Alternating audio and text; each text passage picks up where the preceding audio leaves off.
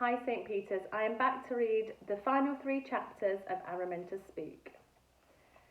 Chapter 10, Araminta's Awful Ambush. We didn't have to wait very long. Soon someone was banging on the front door so hard that I was surprised the door didn't fall off, just like it did last week. Aunt Tabby was at the top of the basement stairs in no time. She was still covered in soot and she looked around to see if I was going to try and race her to the front door like I usually do. She looked really pleased when she realised I wasn't there, and she scurried across the hall like the biggest spider you have ever seen and pulled the front door open with a thump, spraying soot everywhere. Standing on the doorstep was the weirdest bunch of people.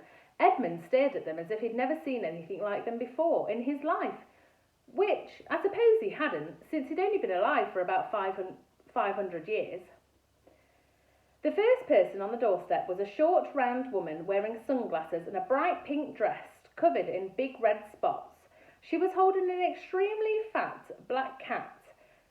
Who takes their cat with them to look at a house? Weird. Next was a really tall, thin man. He was wearing a bright green coat and a long yellow pointed boots covered in red stars. On his head he had a blue bowler hat with a small green frog on the top of it. I thought it was probably a stuffed frog until it hopped off his hat and landed on the smallest person on the doorstep. She looked really boring and a little bit stupid. Well, quite a lot actually. She had short, mousy hair and was wearing a blue school top and a grey skirt. The only slightly interesting thing about her was the green frog that was now sitting on the top of her head. But the green frog soon got bored too, and it hopped straight back onto the blue bowler hat. Right, I'll show you a picture of the 3 people. Aunt Tabby looked at the weird people like they were the best thing she'd seen all day. How lovely to see you, she cooed in her very best polite voice. Do come in. Thank you, said the sunglasses woman. So nice to meet you, Mrs. Spook, said Aunt Tabby. Tabitha Spook. I am Brenda Wizard, said the sunglasses woman. This is my husband Barry and our daughter Wanda. We saw your wonderful sign and we'd love to buy your house. Great, said Aunt Tabby. Do come in.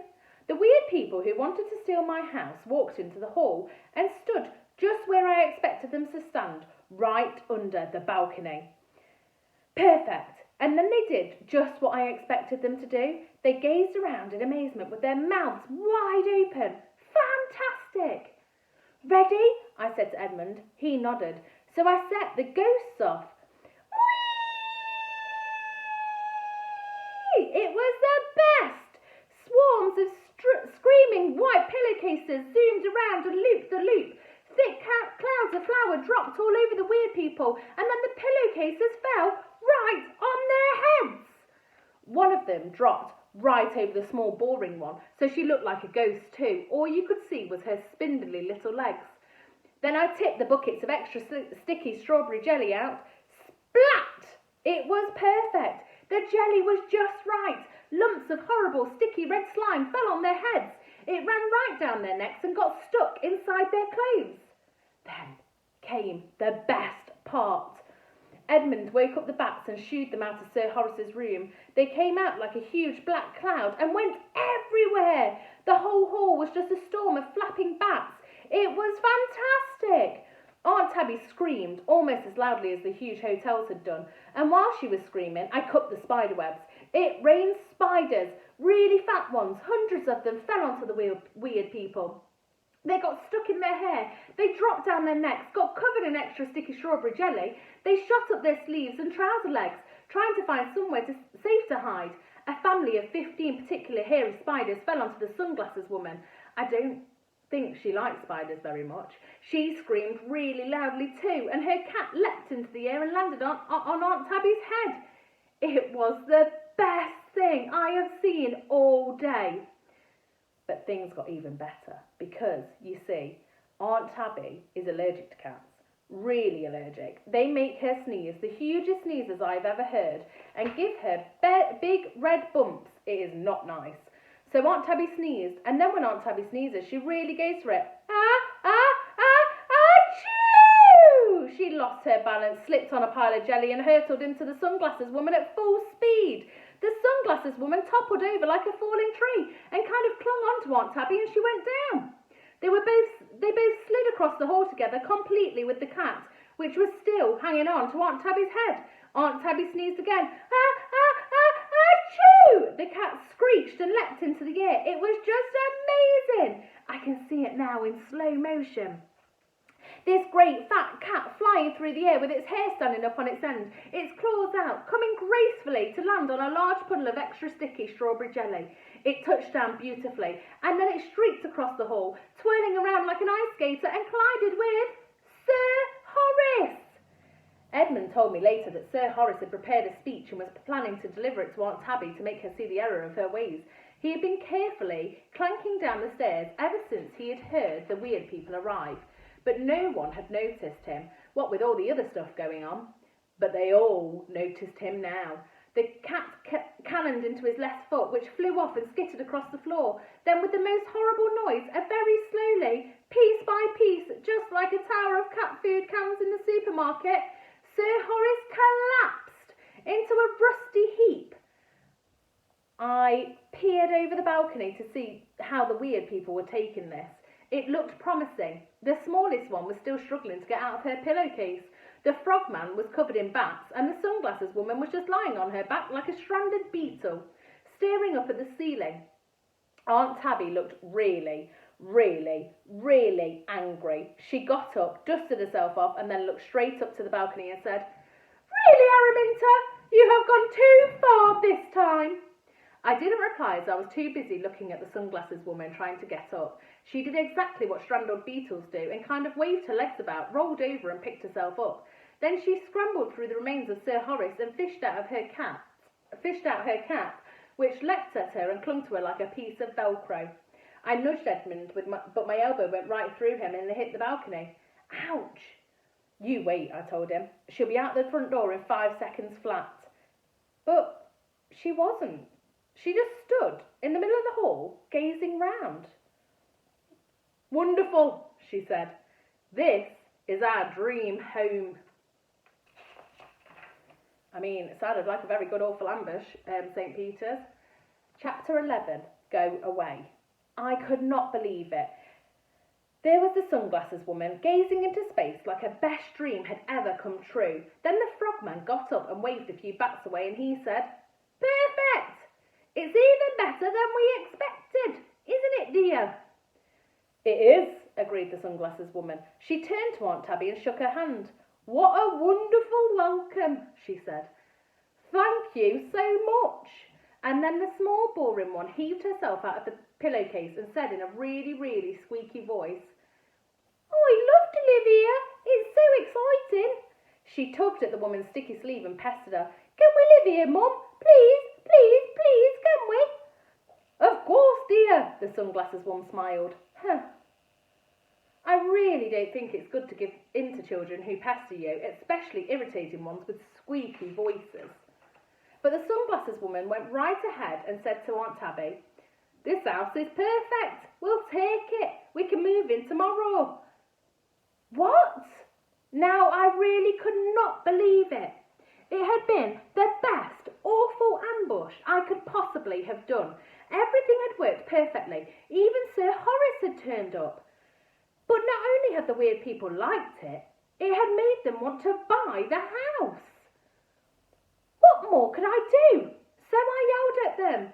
"Go away!" I shouted as loud as I could. It was great yelling from so high. It echoed around and around the hall, and everyone looked up. 3 of them looked in amaze, and 1 looked annoyed. "You can't live here," I yelled at the top of my voice. "It's my house. I live here. Go away!" The annoyed one opened her mouth to say something, but I got in first. "It's all your fault, Aunt Tabby," I told her. "You never asked me about selling the house, and you never asked Uncle Drac either. You just told us what you'd decided to do. It's not fair. We all live here, not just you, and I want to stay living here, and I'm not going. I'm not." Aunt Tabby wiped the soot and the flour and strawberry jelly and spiders off her face. "Well," she said, "making a disgusting mess Doesn't it exactly make me want to stay here, Araminta? The place is difficult enough to keep clean as it is. I suggest we all go and have a cup of tea and talk about it. I'm sure you'll feel better about things when you've talked to Mr. and Mrs. Wizard. The weird people followed Aunt Tabby down the stairs to the kitchen. Just before they disappeared, the stupid short one looked up the balcony. I stuck out my tongue and gave her my best fiendish stare. That showed her. What a twit, I said to Edmund. And can you guess what Edmund said? It was completely silly. He said, I thought she looked all right. I thought she looked all right? I couldn't believe what I was hearing. I gave him my best fiendish stare as well, and he shot off into Sir Horace's room, but I followed him. I had a last chance plan, and I needed Edmund's help. You've got to come down to the kitchen with me, I told Edmund, who had backed into a corner. If they saw a real ghost, they wouldn't last 5 seconds. You said that before, Edmund said in an irritating way, and they're still here. Anyway, I think they're nice. I'd like them to stay. Look, Edmund, I told him, as he obviously had not got the point. If they stay, I have to go. You wouldn't want that, would you? Well, that told him. He didn't say anything at all. He just floated off and headed for the rickety old ladder. But there was no way I was going to let him get away. Edmund! I yelled. What? He said in a really grumpy voice. You're Sir Horace's page, aren't you? I asked him. Yes, he said. So you're meant to do what he tells you to do, aren't you? Yes. And Sir Horace told you to help me, didn't he? Yes, he sighed, just like Aunt Tabby does when the boiler has done something really annoying. Well, I need you to help me get rid of all of those horrible people right now. I want you to come with me and scare them away. All right, said Edmund in a sulky voice. But I didn't care how sulky he was. This was my last chance plan, and it had to work. Chapter 12, The Last Chance Plan. Uncle Drac was part of the last chance plan as well. I could see that Edmund was probably not up to the job. It would be just like him to float off at the wrong moment or not be scary enough. So I needed Uncle Drac too, because I knew he would be on my side. I was just about to open the little door to the back turret when it flew open and Uncle Drac fell out onto the landing. Oh, Minty, Minty, Minty, he said. Something terrible has happened. All me bats have gone. No, they haven't, I told him. Yes, they have. There's Uncle Drac, I said sternly. While you've been hanging up there asleep doing nothing but snore, Aunt Tabby has gone and sold our house. Uncle Drac looked confused. He doesn't like being awake during the day. What? He mumbled. There are 3 weird people here, Uncle Drac, and one of them is really yucky. You wouldn't believe it. And Aunt Tabby is selling them our house. Eh? Uncle Drac can be really slow at times. I just grabbed hold of him and pulled him along with me. You can come out now, I yelled to Edmund, who'd been sulking in the secret passage. He floated out. Who's that, Minty? Uncle Drac asked me when he saw Edmund. That's Edmund, Uncle Drac, and if you can't get Aunt Tabby to change her mind about selling the house, he's going to scare those people away. Uncle Drac kept looking behind him as Edmund followed us down the stairs. Well, he doesn't look very well, Minty. What's wrong with him? He's dead, Uncle Drac. Dead? Uncle Drac suddenly looked as pale as Edmund. Well, he's a ghost, I told him patiently. Now come on quick before Aunt Tabby sells the house and you have to start packing up all the bats. My bats? Where did you say my bats were, Minty? I didn't, Uncle Drac. Just hurry up, please, both of you. How I got Edmund and Uncle Drac down to the 3rd kitchen on the right, just round the corner past the boiler room, I don't know, but I did. Everyone was sitting round the table and Aunt Tabby was pouring some tea. Ah, Drac, said Aunt Tabby, looking up from the teapot. I'm glad you're here, and Araminta. And, who's your friend, Araminta? He looks very pale. Would he like a hot drink? This is Edmund, I told her, and he wouldn't like anything, thank you. He's a ghost. I looked around to see what effect that would have on the weird people, but they just gazed at Edmund and looked even more excited. "Oh, how wonderful," cooed the sunglasses woman. "A little boy ghost. He's so sweet." "Hello, Edmund, dear." "Hello," whispered Edmund. "Listen, Edmund," I hissed. "Hello is just not good enough. Can you manage a blood-curdling scream or something?" But Edmund didn't do anything. He just hovered by the door in a very boring and unscary way with a silly smile on his face. Being a ghost was wasted on Edmund, I thought. If I was a ghost, I'd have been howling around the kitchen, screeching and hurling and all of those things off the table. And that would have just been for starters. The small wizard person was grinning at Edmund, so I made my wide frog mouth face at her, but she just giggled. And then something really weird happened. She picked up the glass of orange that Aunt Tabby had just poured for her, and suddenly it fizzed over the glass and turned blue. For a moment I hoped that perhaps Aunt Tabby had a change of heart and was trying to poison her, but the wizard man said, "Stop playing with your drink, Wanda." Wanda clicked her fingers and changed it back to orange juice again. Show off. Then she took 4 pet mice out of her pocket and put them on the table in front of her. The mice started doing handstands and cartwheels around her glass. Double show off. Uncle Drac shuffled past Edmund and Aunt Tabby and made him sit down next to her. "Dear Drac," said Aunt Tabby, "this is Brenda, Barry and Wanda Wizard, and they are going to buy our house. Isn't that lovely?"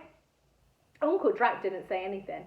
He was looking at me. In fact, everyone was looking at me. So I turned my wide-mouthed frog face into my cross-eyed wide-mouthed frog face.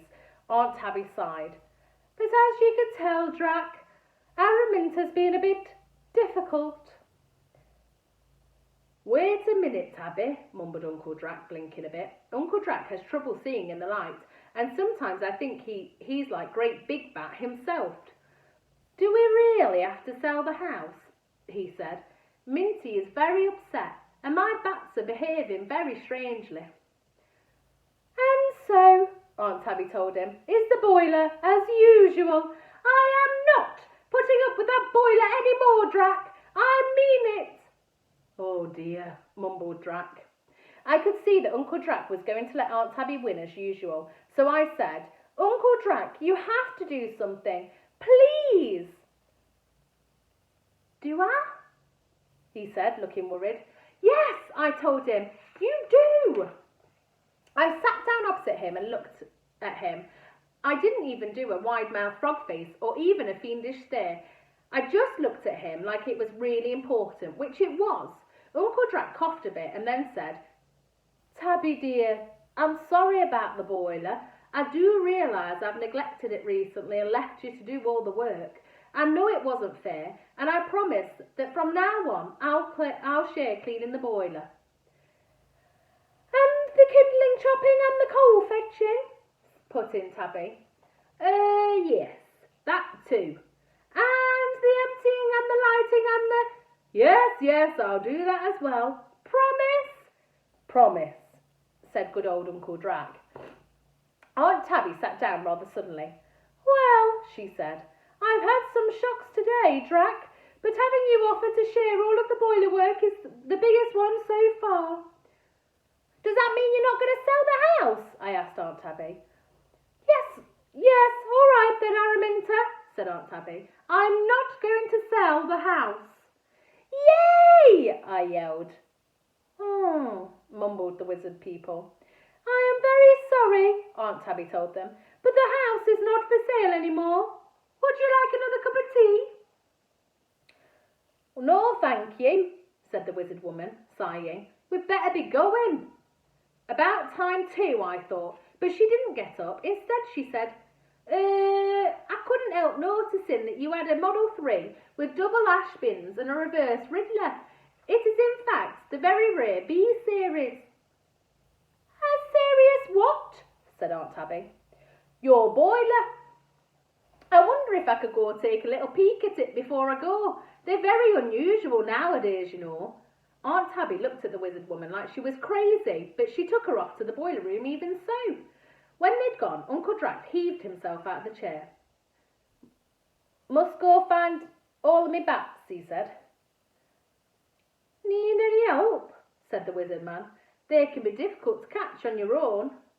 "Thanks," said Uncle Drac, and he and the wizard man went off to find the bats. "I too must take my leave," said Edmund, and he floated through the kitchen wall.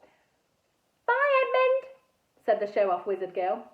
"Farewell, Wanda," said Edmund's voice from somewhere far inside the wall. That left me and the Wonder Girl together. "I could show you how to turn your orange juice blue if you like," she offered. I thought I might as well. After all, you never know when a trick like that might come in handy, do you? So I said, "Okay." Wanda wasn't as bad as she looked. She showed me how to do the blue orange juice fizz, and as soon as I turned the tea and Uncle Drac's coffee blue as well, they were fizzing all over the place. But then Wanda said she thought she ought to go. I said she could stay a bit longer and show me her mice doing handstands if she wanted. So we watched her mice doing the Amazing Mouse Pyramid, which was good. Then we heard an enormous smash from upstairs and we rushed to see what was happening. It was really funny. Wanda's dad, Barry, was swinging from the curtains trying to grab Big Bat, while Uncle Drac had held a large net. Aunt Tabby's best vase smashed on the floor. Whoops! "Hey, Big Bat!" Uncle Drac was yelling. "Come here, Big Bat! There's a good bat!" Big Bat flew off and Barry fell into the net. Wanda and I laughed so much that we fell onto the floor, but Barry and Uncle Drac looked cross, so I took Wanda upstairs to see all of my bedrooms. Wanda thought they were great. She only had one bedroom at her home, and that was really, really tiny. After that, as Barry was still helping Uncle Drac catch Big Bat and Brenda was still looking at the boiler with Aunt Tabby, Wanda helped me put Sir Horace back together again. We cleaned off all the jelly and flour and polished him with some of Aunt Tabby's boiler polish, and we got his left foot back on properly. Once he was all back together, Sir Horace got up and stretched. "Gosh, that's done my back good," he said, and he squeaked off and propped himself up in a corner of the hall. "He could do with some oil," said Wanda. "I've got some stuff for my bag that would work really well." "Can you ride a bike?" I asked her. "I've always wanted to ride a bike, but Aunt Tabby said they're dangerous." "Of course I can," said Wanda. "I could teach you if you like." I thought Wanda was turning out to be quite interesting, all things considered, which is why when Wanda's mum Brenda said, "Come on, Wanda, we really must go home now," I said, "Can Wanda stay the night, Aunt Tabby? Can she? Please, please, please, please." So Wanda stayed the night, and so did Brenda and Barry. Brenda wanted to get the boiler working properly, and Barry was still helping Uncle Drac catch Big Bat. They stayed the next night as well, and the next, and the next, and the next. And then this morning, Aunt Tabby said it was silly for them to go home at all, unless they wanted to. And Brenda, Barry and Wanda said no, they really didn't want to. So I don't mind it all at all now that Aunt Tabby decided to sell the house, because it is so much more fun with Wanda here. And I found 2 ghosts, so now I know that I really do live in a haunted house just like I always wanted. There they are all together. I'm so glad Araminta found her ghosts and found another family to play with, another little girl to play with. I hope you've enjoyed Araminta Spook. There is a big series of them and they are fantastic. But I hope you enjoyed the first one. Have a lovely summer, St. Peter's. See you soon.